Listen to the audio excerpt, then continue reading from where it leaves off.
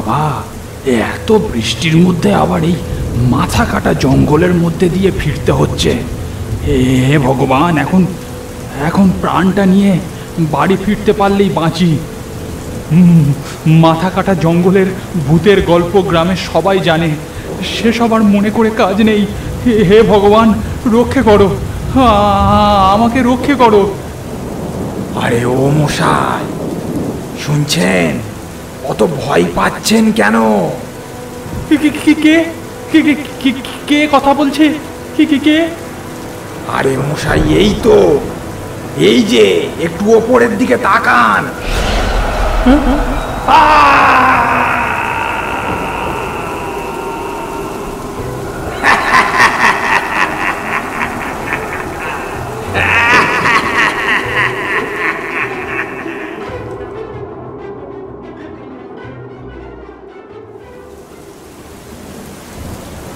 অধীরবাবু রাস্তা দিয়ে হেঁটে চলেছেন। দুপাশে বাঁশের জঙ্গল আর ঝোপঝাড় গজিয়ে রয়েছে। তার সাথে মুষলধারে বৃষ্টি হয়ে চলেছে। থেকে থেকে আকাশের বুক চিরে এ প্রান্ত থেকে ও প্রান্তে ছুটে যাচ্ছে বিদ্যুতের রেখা। তার সাথে বইছে ভীষণ জোরে ঝোড়ো বাতাস। অধীরবাবু খুব সাবধানে হেঁটে চলেছেন। অধীরবাবু অর্থাৎ অধীরচন্দ্র মল্লিক। তার বাড়ি অনন্তপুর গ্রামে। তিনি হলেন এই গ্রামের আগাগোড়া একজন নিপাট ভালো মানুষ। তাঁর স্ত্রী আছে, তবে সন্তানাদি নেই। মিথ্যে কথা বলা, লোক ঠকানো, অর্থের প্রতি লোভ, এসব কোনোটাই তার নেই। এক কথায় খাঁটি মানুষ বলতে যা বোঝায় তিনি তাই। এ ব্যাপারে তার স্ত্রী একদিক থেকে সুখী, কিন্তু এত গুণের সত্ত্বেও তার একটা দোষ আছে। তিনি প্রচণ্ড ভুলোমনা। তার স্ত্রী মাছ কিনে আনতে বললে তিনি গাছ কিনে এনে হাজির করেন। চাল আনতে বললে ডাল নিয়ে আসেন। ফল আনতে বললে জল নিয়ে এসে হাজির করেন। তাই এই রকম ভুলোমনা অধীরবাবুকে নিয়ে তার স্ত্রীর অশান্তির আর অন্ত নেই। কোনো দিনই তিনি ঠিক রকম বাজার করে আনতে পারেন না। প্রায়শই তিনি বাজারের পথ গুলিয়ে ফেলেন। কখনো বাড়ি আস্তে আস্তে পথ ভুলে যান। অধীরবাবু এক মাড়োয়ারির গদিতে হিসাব দেখাশোনার কাজ করেন, কিন্তু এই ভুলোমনা রোগের জন্য সেখানেও তাকে অপদস্থ হতে হয়।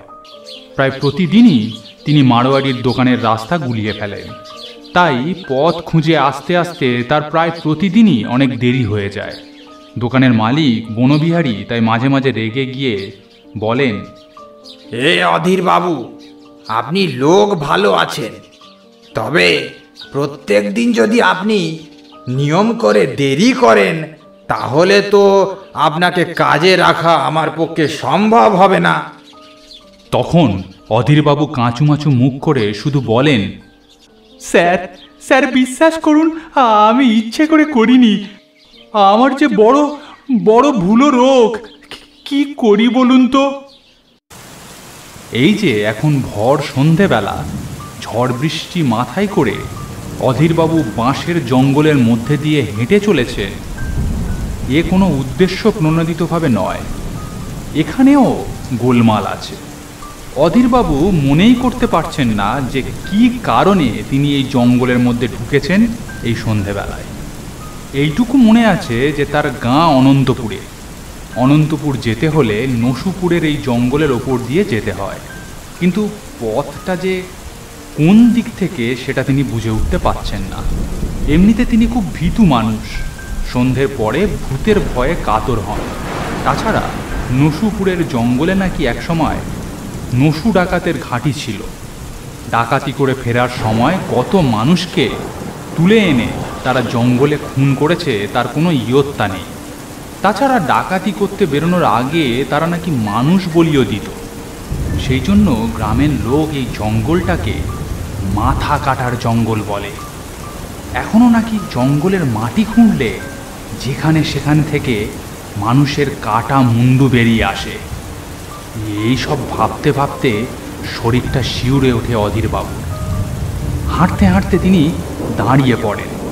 তারপর বিড়বিড় করে বলেন,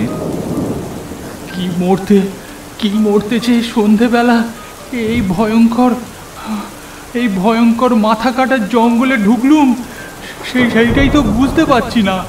এখান থেকে বাড়ি যাওয়ার পথ কোনটা সেইটাও মনে করতে পারছি না। এখন এখন কি যে করি, কোন দিকে যাই? গায়ের শুরুতে যে বটতলাটা রয়েছে ওইখানে একবার পৌঁছাতে পারলে আর পথ বলে দিতে হবে না। কিন্তু কিন্তু এই ঝড় জলের রাতে কেই বা আমাকে পথ বাদলে দেবে? পথঘাটে একজন মানুষেরও দেখা নেই, দেখা পাবই বা কি করে? এ তো যাতা জায়গা নয়, এ নসুপুরের মাথা কাটার জঙ্গল। লোক দিনের বেলা ভূতের ভয়ে দল বেঁধে এ পথ দিয়ে যায়, আর এমন সন্ধেবেলা তারা কি এ পথ মারাবে? গাঁয়ে যাওয়ার আরেকটি পথ আছে অবশ্যই, তবে এ পথটাই শর্টকাট হয়। অধীরবাবুর হাতে টর্চ নেই, ছাতা নেই, তা সত্ত্বেও কী কারণে তিনি এই মাথা কাটার জঙ্গলে ঢুকলেন তিনি তা কোনো মতেই মনে করতে পারলেন না। হয়তো বাড়ি ফিরছিলেন, তাও হতে পারে। একরকম হাতড়ে হাতড়ে কিছু দূর আসার পর তিনি সামনে একজন লোককে যেতে দেখলেন। হঠাৎ করে তিনি যেন হাতে চাঁদ পেলেন। অধীরবাবু মনে মনে ভাবলেন, সামনের এই লোকটাকে যদি অনন্তপুরের রাস্তাটা জিজ্ঞেস করা যায় তাহলে ও নিশ্চয়ই বাদলে দেবে। তিনি গলা তুলে ডাকলেন, ও দাদা, আরে ও দাদা, শুনছেন? বড় বিপদে পড়েছি, একটু সাহায্য করুন না। ও দাদা, শুনছেন? খুব বিপদে পড়েছি দাদা। সামনের লোকটি হাঁটা থামিয়ে দাঁড়ালো, তারপর ঘুরে অধীরবাবুর দিকে ফিরল। অধীরবাবু ততক্ষণে হেঁটে তার সামনে এসে দাঁড়িয়েছে। লোকটার হাতেও ছাতা কিংবা টর্চ নেই, তবে একটা চাদর লোকটা মাথায় মুড়ি দিয়ে রেখেছে বৃষ্টি থেকে বাঁচার জন্য, তাই লোকটার মুখটা খুব একটা ভালো করে দেখা যাচ্ছে না। এবার লোকটা তার মুখ থেকে চাদরটা সরালো, এবং সরানো মাত্রই অধীরবাবুর শরীরে যেন একটা কারেন্ট ছুটে গেল। লোকটার মুখের জায়গায় তিনি পরিষ্কার দেখতে পেলেন একটা নরকঙ্কালের মুন্ডু। এই দৃশ্য দেখে তিনি 2 পা পিছিয়ে গেলেন। তারপর একটা ভয়ঙ্কর আর্তনাদ করে উল্টো দিকের পথ ধরে তিনি রুদ্ধশ্বাসে ছুটতে লাগলেন।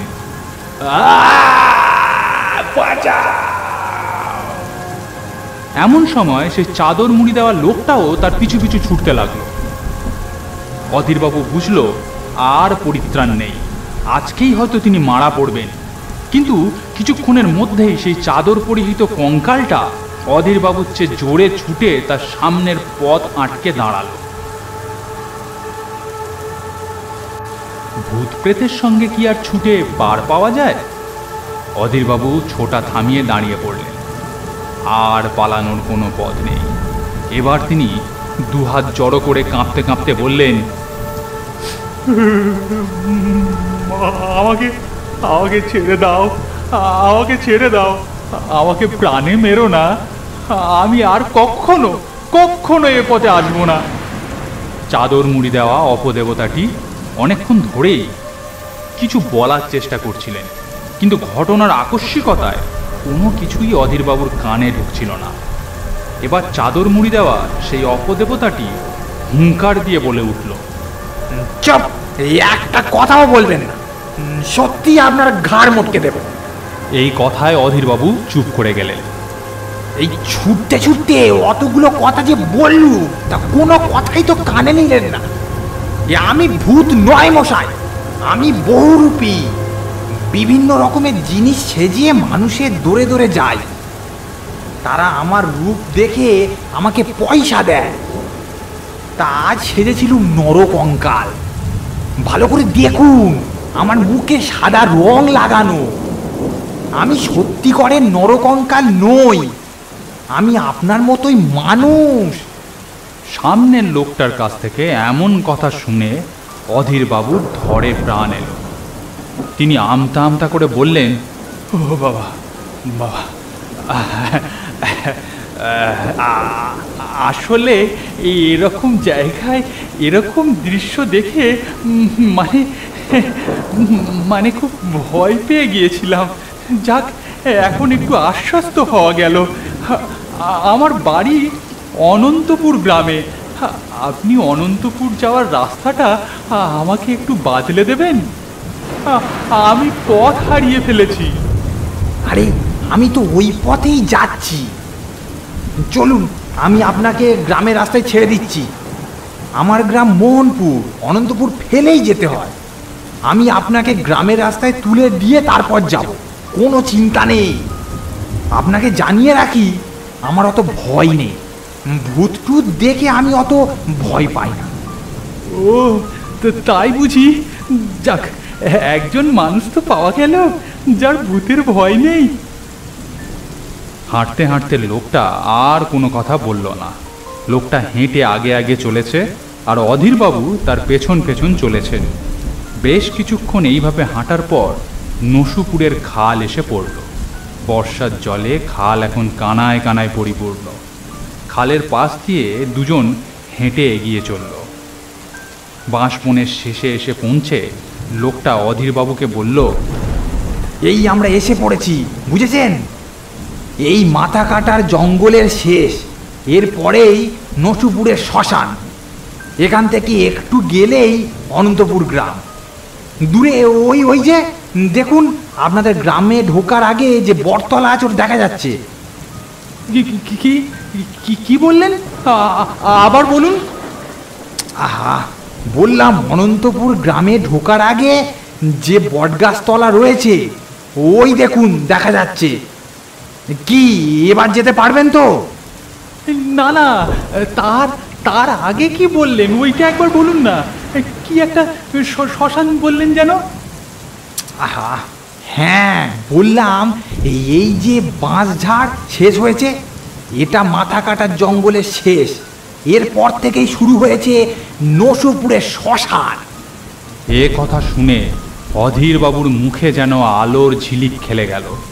তিনি হাসি হাসি মুখ করে বললেন, এইবার মনে পড়েছে, মনে পড়েছে, সব মনে পড়েছে। এই যে যাক যাক বাবা, বাঁচা গেল। বাড়ির রাস্তা মনে পড়েছে তাহলে? না না না, বাড়ির রাস্তা নয়। এই ভর সন্ধেবেলা কেন আমি ওই মাথা কাটার জঙ্গলে ঢুকেছিলাম সে কথা, কোথায় আমি হেঁটে যাচ্ছিলাম, সব কথা মনে পড়েছে। কোথায় আবার? গ্রামেই তো যাচ্ছিলেন, আপনার বাড়িতে। না মশাই না, গ্রামে যাচ্ছিলাম না। এখন সব মনে পড়েছে। গ্রামে গিয়ে কি করব? সেখানে থাকবো কোথায়? সেখানে আর আমার কোনো জায়গা নেই। কি মুশকিল, কোথায় থাকবেন আবার? আপনার বাড়িতে থাকবেন। বাড়িতে জায়গা দেবে না কেন? বাড়ি থেকে তাড়িয়ে দিয়েছে বুঝি? না মশাই, বাড়িতে আমার আর কোনো জায়গা নেই, কারণ আমি আর বেঁচে নেই। এই মনে পড়লো, ও অনন্তপুর গ্রামে আমি আর থাকি না। গত বছর কলেরা হলো, গ্রামের অনেক লোক মারা গিয়েছিল, আমিও সেই সঙ্গে মারা পড়েছিলাম। এখন আমার নতুন আস্তানা হয়েছে নসুপুর শ্মশানের পাশের তেঁতুল গাছটা। কি কি যাতা কথা বলছেন? এই দূর, মিচে মিচে আমাকে ভয় দেখানোর চেষ্টা করছেন। আমি বললাম না, এই ভূত টুত দেখে আমি অত ভয় পাই না। না না না না না না মশাই, আমি আপনাকে ভয় দেখাবার চেষ্টা করছি না।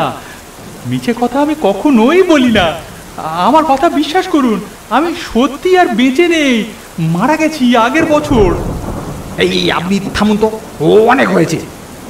আপনাকে আমি উপকার করলাম, আর তার প্রতিদানে আপনি আমাকে ভয় দেখানোর চেষ্টা করছেন। আচ্ছা লোক তো মশাই আপনি। আরে মশাই, আমি কেন আপনাকে ভয় দেখাবার চেষ্টা করব? আমি শুধু সত্যি কথাটা বলছি। আপনার বিশ্বাস হচ্ছে না তো? আমি আপনাকে দেখাতে চাইছিলাম না, দেখলে আপনি ভয় পাবেন। কিন্তু আপনি যখন বিশ্বাস করছেন না, তখন তখন এই দেখুন। এই বলে অধীরবাবুর শরীরটা ধীরে ধীরে মিলিয়ে গিয়ে তার জায়গায় একটা কঙ্কালের অস্থিসার শূন্য দেহ ফুটে উঠল। এবার কঙ্কালের মুখ থেকে কথা বেরোলো, কে মশাই, এবার বিশ্বাস হলো যে আমি আর মানুষ নেই, ভূত হয়ে গেছি।